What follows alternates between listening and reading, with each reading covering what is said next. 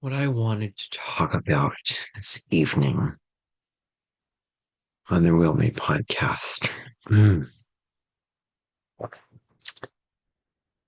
is I wanted to talk about a couple of things first of all before I get into the main thing. You know,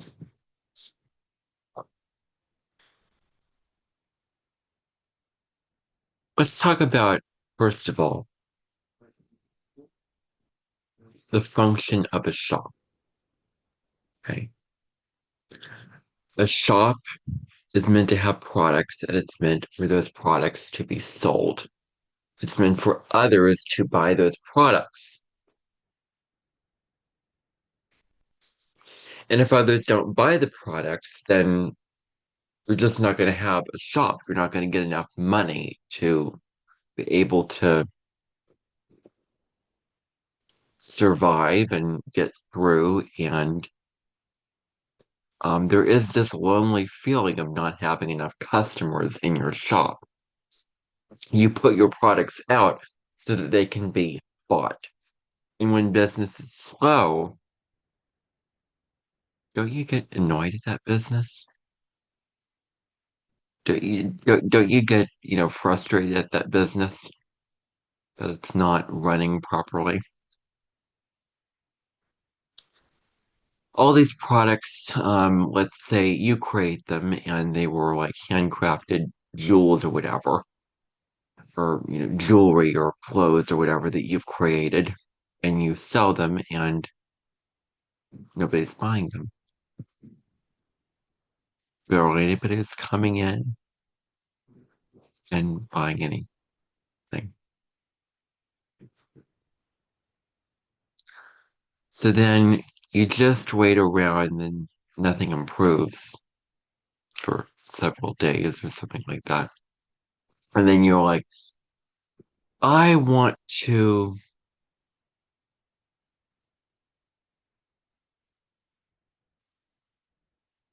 increase my customers.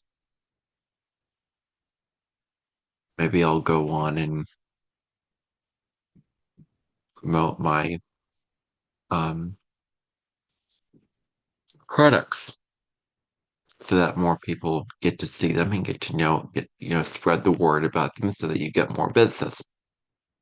You know, you feel worthy about those products that you sell, but you put them out for a reason, and it's for people to buy them because you want others to buy them. In the same way, when I do my astrology videos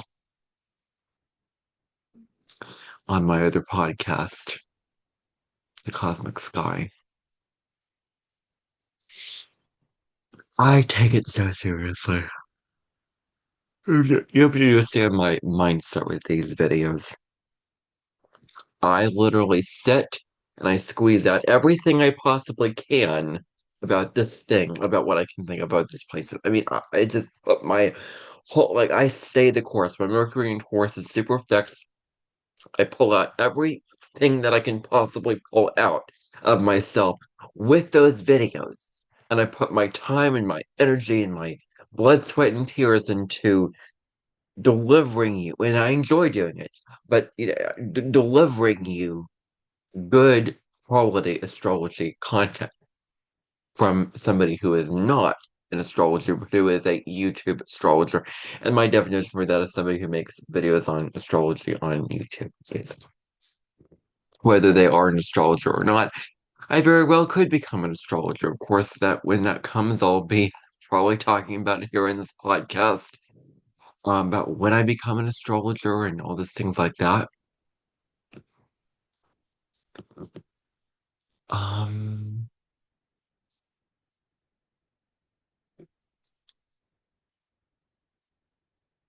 Good night, Deborah.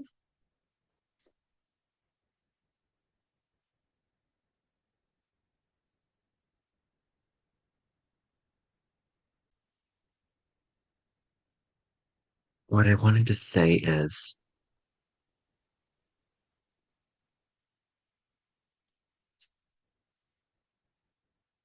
I do it like I have all this following and I get all these views.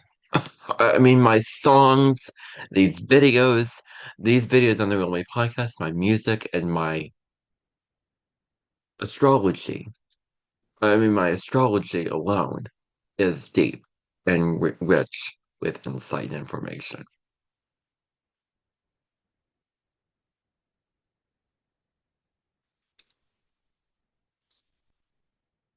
And I look at all these other channels having more views than I do, having more subscribers than I do, especially males, men. I am a man. Somebody that I made a song about has, you know, over 100,000 subscribers, and it's been there less time than I have on YouTube. And yeah, so uh, I really do want more attention and views and comments and that to my channel out of things that I personally value. Well, like you sell your product so that it can get sold. You put your videos out on YouTube because you want others to see the videos. And oftentimes you do videos for that purpose of others seeing it. If nobody's seeing it, well, okay, okay.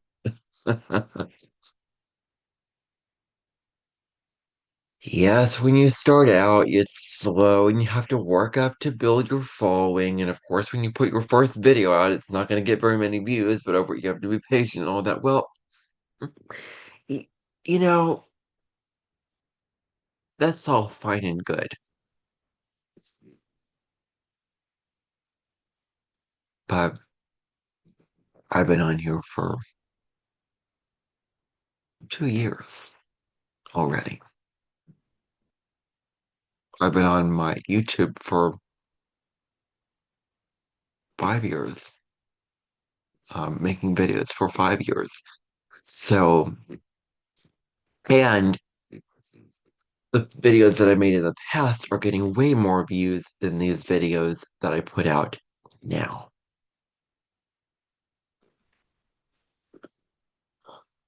No promises, no guarantees.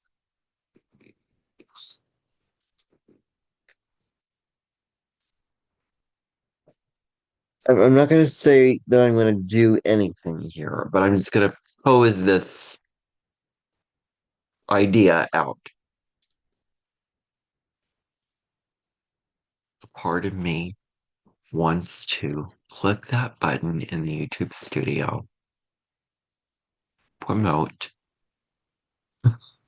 so I can see that subscribers grow and I can see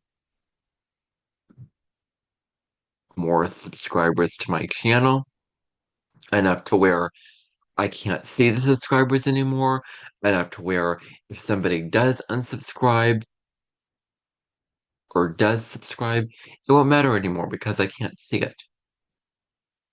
AKA stopping when I see 1K subscribers on my channel. Now, I'm very, very well aware of this. Very well aware of, self-worth and, all that thing and not comparing yourself. I know this. I know this because I've spoken about this. But this is how I feel, and I'm not going to hide it. I'll do it to a limit, and then I'll have to cut it off and stop. I can't just go infinite promotions. I'm getting annoyed, and eventually the pot's going to boil over. Put out videos, and they barely get any views at all. Put out these really, really like, high quality videos, and they get like 1, 3 views. And yet my past videos have gotten Some have gotten 40 views, 20 views, 15, 14. You don't know what's going on.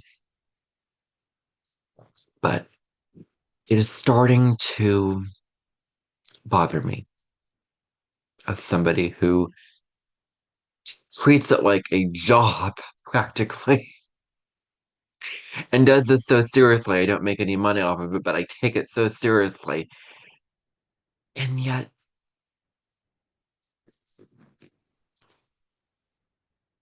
I'm not seeing the results.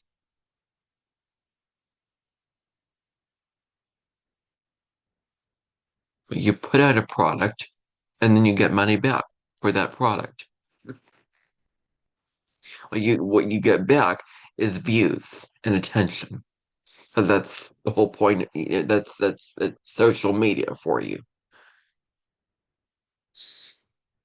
Mm, it's annoying. So, that's what I want to say to that. Now, when I said I wouldn't make videos in the evening, I just meant when I was just too exhausted to make videos and when I just want to rest and do other things. I have this idea, but I'm just exhausted. So that's that, idea. It's not set in stone. It may not happen. I may not do it, but there is a chance that at some point I might just, and I did it on my original channel. I know what that did. I clicked promote, didn't know what I was getting myself into, and boom, it started growing. Heck, like, wow, I didn't expect it.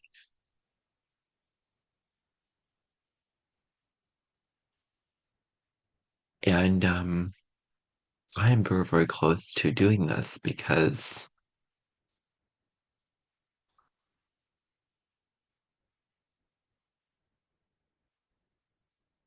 I'm starting to become very impatient. And with all this serious energy right now, you want things now. Saturday nights are like, slow down, it's gonna take time and whatever. Yes, I know. But Aries wants it now. I'm patient. I'm a very, very patient person, but wow, this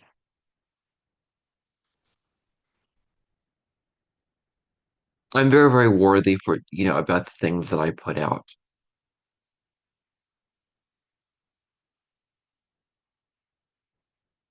But I like to see representations of that worth, is what I like to see. I like to see that worth getting seen. I like to see the things that I feel worthy about others are seeing because I put my value into those things. So, anyway, that's the thought about that. The other thought that I wanted to come on here and chat about is kind of a an add-on to my Oh my God, get your clothes up, Ethan. so the other thing I wanted to chat about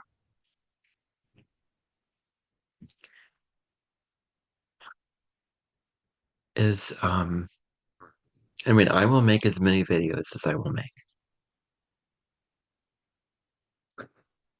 I am not going to follow the advice of those YouTubers who say do this to get X amount of subscribers. I'm not compromising my videos and what I do. No. No. No. Every time I see these videos, I'm like, oh gosh, I'm doing something wrong. I feel so terrible of myself. Oh my gosh. No. Mm-mm. I will do this for myself, and that is what I will stick to. No matter how I can get, 100,000 subscribers, and I'll still be doing this for me. I will not allow that the Let's not do too long on one, okay? Oh, are you just listening to yourself?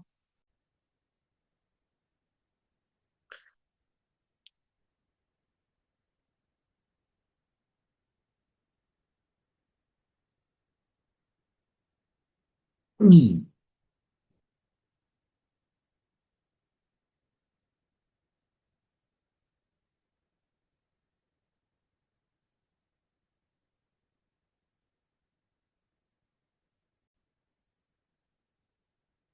I will not allow the uh, number of subscribers to deter me from doing what I'm doing now. No, no, no. No, I do not cater to an audience. I do not do videos like cater to an audience and everybody cares what I'm doing. Anyway, enough about that. The other thing that I wanted to come in here and talk about is my reading voice, or my reading voices that I spoke about in my intellectual traction podcast. Um, they're both based off of characters in a book that I read. Gregor the Overlander. One is you can check out that podcast for more information on it. But one is Gregor, and the other is Luxa. Um, one is feminine. Um,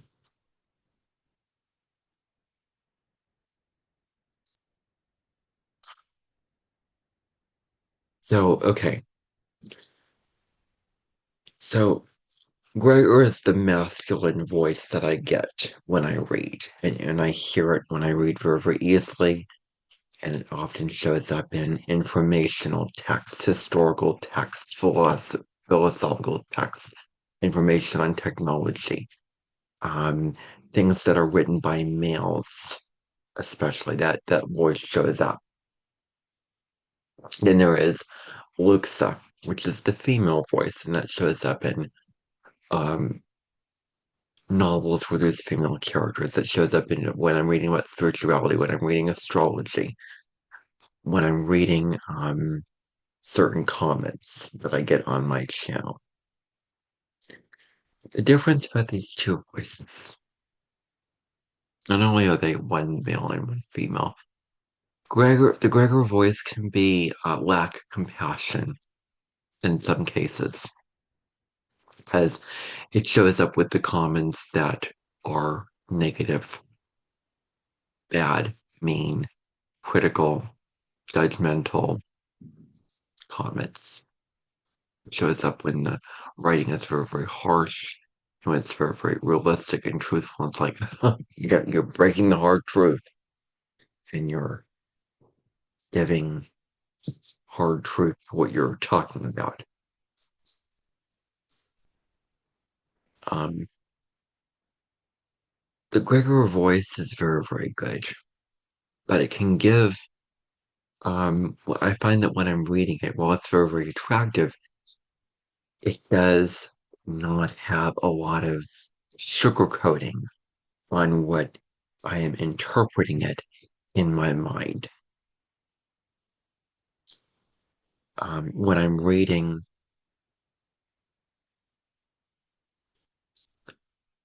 I find that it's very, very like this is the truth and this is how it is, no matter how harsh this reality is. Like that article that I was reading on um, money that I disagreed with, using the words "you have to" in the article.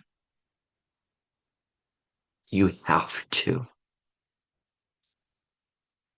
and whatever it is, if it's harsh, real, human in a way where it's masculine, and the masculine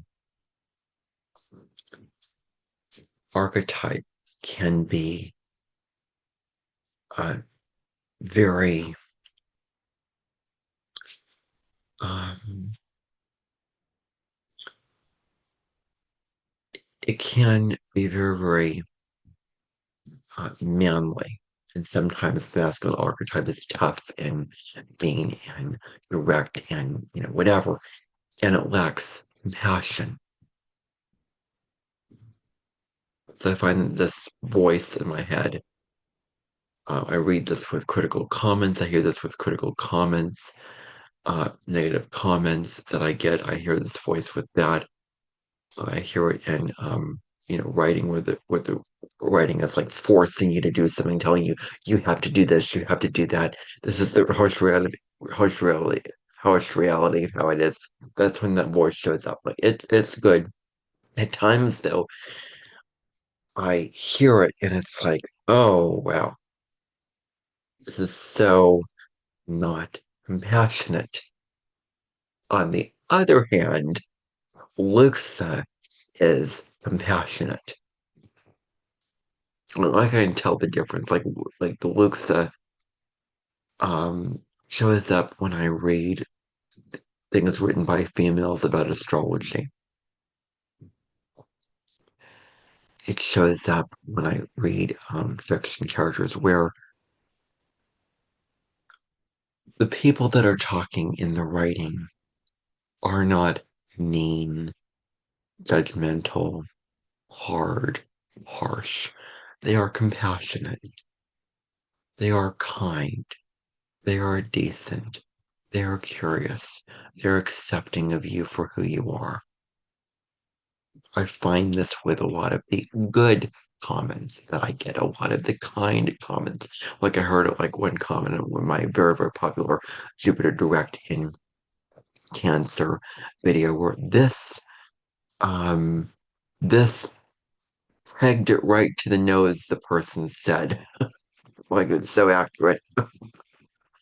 I find that a very, very unique comment where that kind of stereotype of somebody who is very, very spiritual and into astrology and into all those things would comment under like I assign like you have to understand like with these voices there are stereotypes. Both of them. Those stereotypes. And I see writing and it's like uh, not the real person. You're not seeing the individual unique and different qualities of the person. You're seeing a stereotype. It's almost the same person is writing. You can tell the different personalities of the writing, but it's kind of the same general thing. Like I see a lot of kind comments about where they list their astrology off to me, or they list their very, very well written, articulate comments, or yeah, like well things that are well written and intellectually attractive and very, very articulate and very professionally done writing in comments. I hear its voice with that. It tends to come up very, very easily, and I hear it with that. And what else can I say about this reading voice? It is this particular voice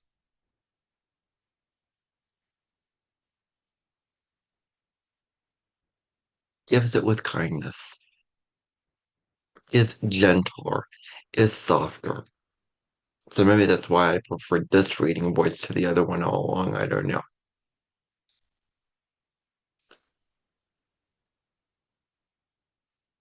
Both are intellectually attractive to me, but these are the differences.